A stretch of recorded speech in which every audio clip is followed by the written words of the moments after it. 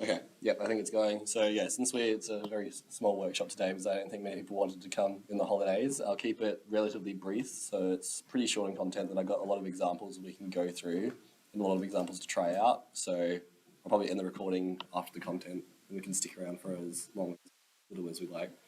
But yeah, this is a pretty light workshop going through stacks and queues, which is probably easier than the last one on sets and maps. It's going to work. Yeah. So stacks and queues are basically ways of abstracting containers and the way you access values. So they're not too hard to conceive. Starting with stacks, a stack is basically, the best way to think about it is like a literal stack. So I like the idea of a stack of plates where you pile them on top of each other. And so we say that it's first in, last out, or sometimes you'll see FILO abbreviated like that, which just means that the first element that you put into the stack is the last one you take out, because everything piles on top of it. And so then if you think like, again, like a stack of plates, the most recent element you put on top is going to be the first one you take out. And so I've just got an example of how you might add elements to a stack. So when you see stacks like drawn out, you might see them drawn vertically like a stack of plates, but also horizontally. I've got a demonstration that's horizontal just because that's how it's represented in memory, first of all, and also because it's easier on Canva and less work for me. So I'm said we're pushing 3, pushing 4, pushing 8, popping the 1 element, pushing 9, popping 2 elements, and pushing 2. So the terminology when we use stacks generally is push means to add something to the stack, and to pop means to take it out. So when we push 3, the first element 3 goes into the stack, and then we push 4, and then push 8. And so if you were viewing this like vertically, it'd be like a stack with 8 on the top. So that right-hand side is the same as like the top of the stack. And then we pop an element. So because we remove the most recent element to be added, that's the 8. So then we get rid of the 8. Then we're pushing 9. So 9 goes on the end, popping 2 elements. So removing the 2 most recent, which was the 9 and the 4, and then pushing 2. Does that all make sense? Cool. And so stacks are pretty easy to implement. You can kind of just abstract it from an array because you're essentially just adding elements to the end of an array and then removing them as needed. And you can also, one common use of it is to simulate recursion. So one area you might have heard of is Stack Overflow, which is if you've got a recursive function that does too many layers of recursion, you can get a Stack Overflow error, which is basically where your stack in memory runs out of space. And that happens because there's a limited amount of space that like the operating system generally puts on your memory for stack frames. And one way you can like work around that if you just need to use that much memory is you can, I'm not sure how much you guys have learned about memory within the stack versus the heap before, but you can basically allocate more memory yourself if you need, and then use like a manual stack and manually control the stack frames essentially. So like an example with a recursive function, say you're doing like a Fibonacci calculation, where you're calling the previous 2 numbers added together with your Fibonacci function. If you did that manually, you could do it iteratively using a stack instead of using regular recursion, where you basically just push any like function calls, so essentially your arguments to the function onto a stack, and then you pop from the top as you go. So like if you were calculating Fibonacci of 5, or say 5 factorial to make it easier, then you would push 5 onto the stack, then that's your starting value. You could pop 5, and then the calculation is you do 5 times 4, so you'd push 4 to the stack, pop 4, etc. down to 1 in your base case. That's kind of a simple example because you've only got one function call each time. If it was Fibonacci, say like the 5th Fibonacci number, once you pop 5, you'd push 4 and 3, then you could pop the top one, which would say it's 3, push 2 and 1, etc. Does that make sense, kind of? It doesn't come up too much in competitive programming, so I wouldn't worry about it as much, but you'll learn more about that in like second year algorithms and data structures. The way to create a stack in C++ is just standard stack, and with that T replaced with whatever your type is, so usually an integer. And again, you can use a vector if you like instead, but stacks are just a nice way to abstract it if you know you only ever need to access that top element. So an example question where you might use stacks is, there's a few common ones. The 2 most common ways you'll see stacks appear as like a niche application are like passing strings that are like symmetrical in some way. So parentheses are a big one because you have to match up. Is this show up on the board? Okay. But yeah, so you have to match the parentheses on both sides. So this question, you're checking whether a string is valid and has matching parentheses, and so it doesn't mismatch them. It always has like pairs corresponding to each other going either inwards or outwards. And so one way you could solve this with a stack is what I've got up here. So basically, when you're going through each character after initializing a stack, if it's a left bracket, then we're just pushing it to the stack. If it's a right bracket, then we check each of these conditions. So if the stack's empty, that means there was no corresponding left bracket, so it's not valid, and we can return false. If it's one of those right brackets, then only if the top of the stack, so the most recent left bracket that is left after anything else has been removed, is the matching bracket, then we can remove that because we know that makes a valid pair of parentheses, and we can just ignore that and keep going onwards. Otherwise,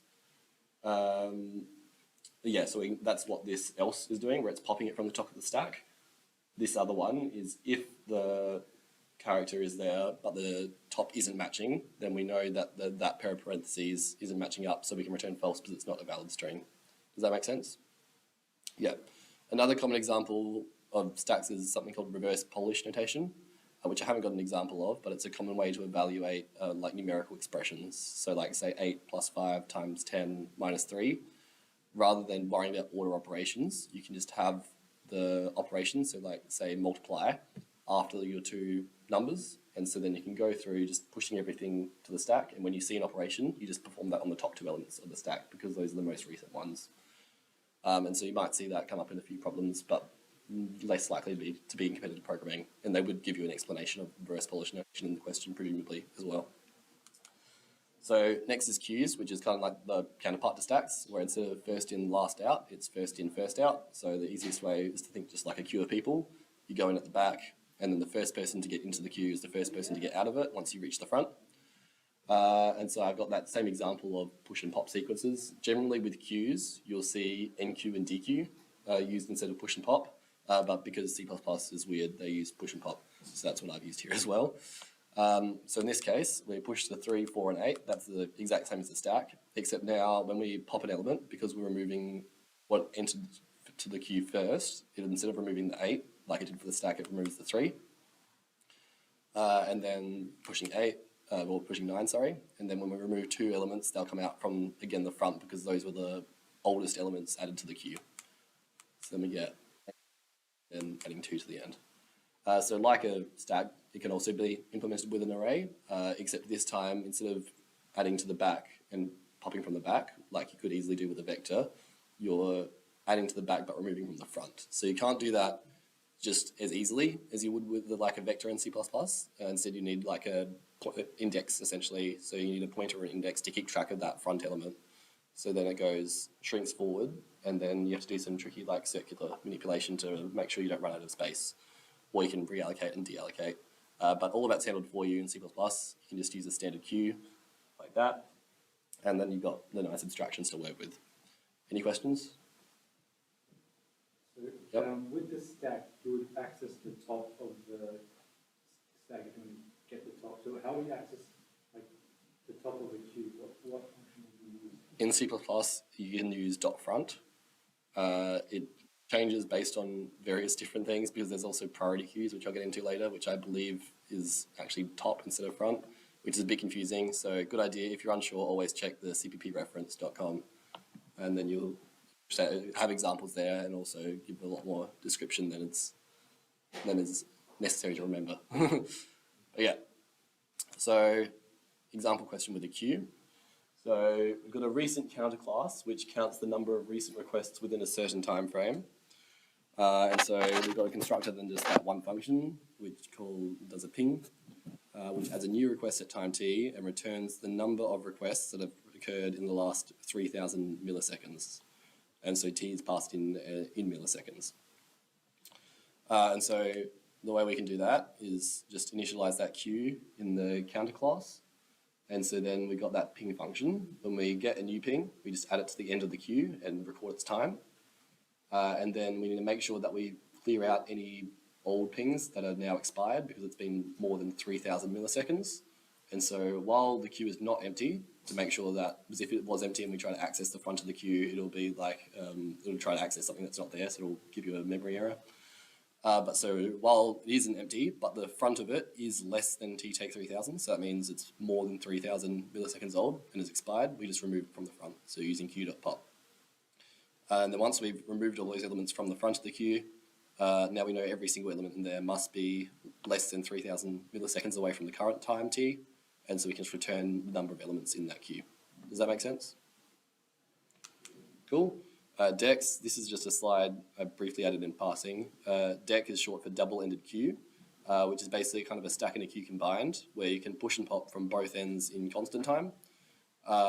Again, it can be implemented with just an array. It's actually not implemented that way in C++. It does some more fancy stuff that you don't need to worry about.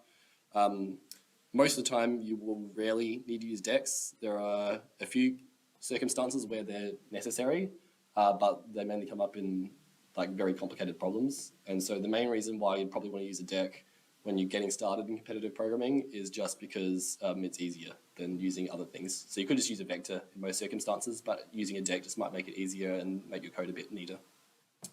So I basically just added this slide in to let you know that it exists. And in C++, you can create one using std_deck.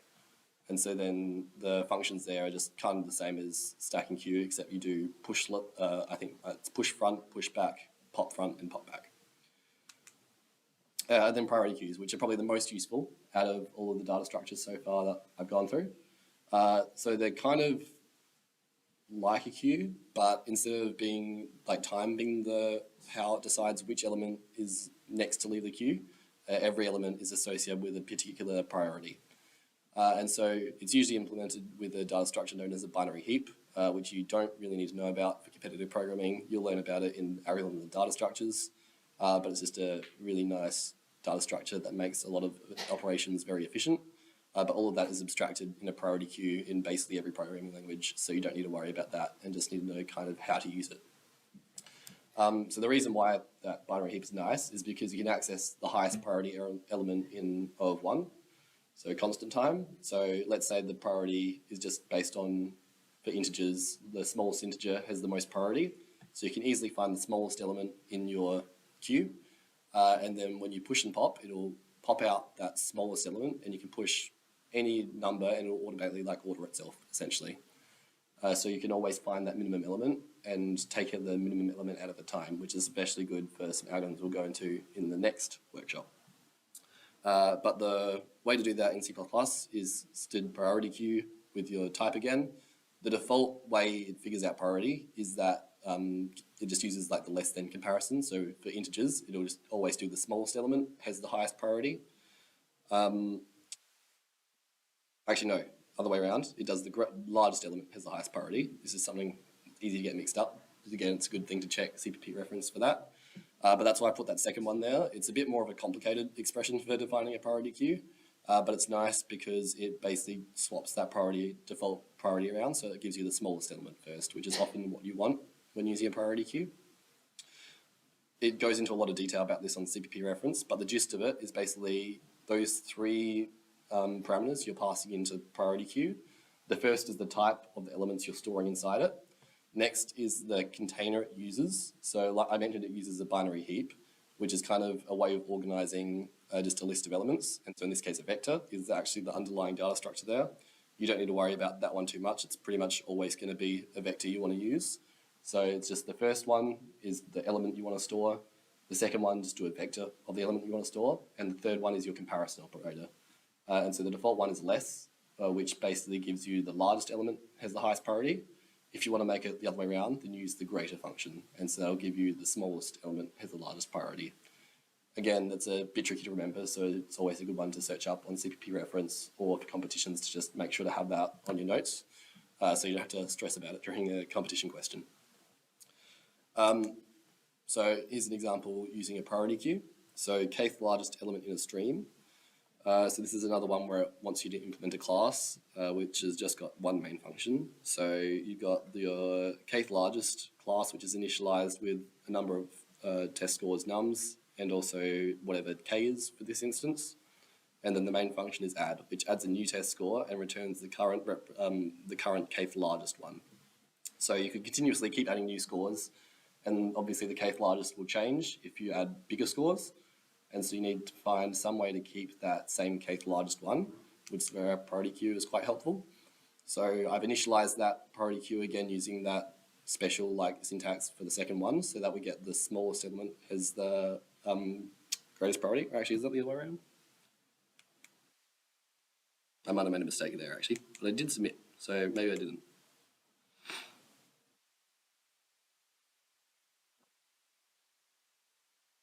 I'll double check that one after I run through this slide, because I can't remember whether that one actually is going to give you the smallest or the largest one.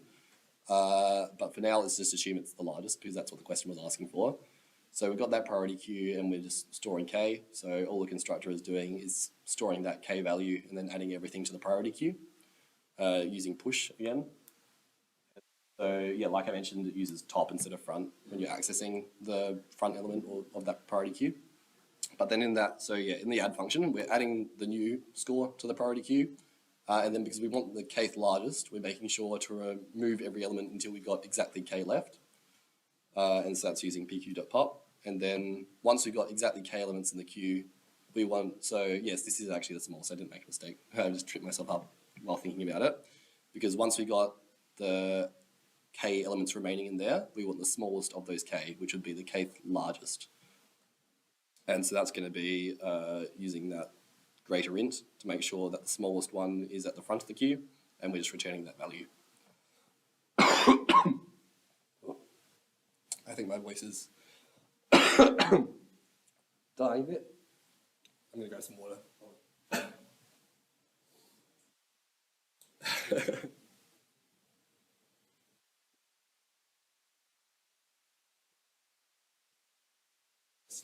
Still recovering from my cold. No, it's good, but that's the end of the slide, basically. Cool, that's the end of the main part of the slides. And I've got 3 easy questions and 3 medium. I've kind of randomized them, but they all use either queues, stacks, or priority queues.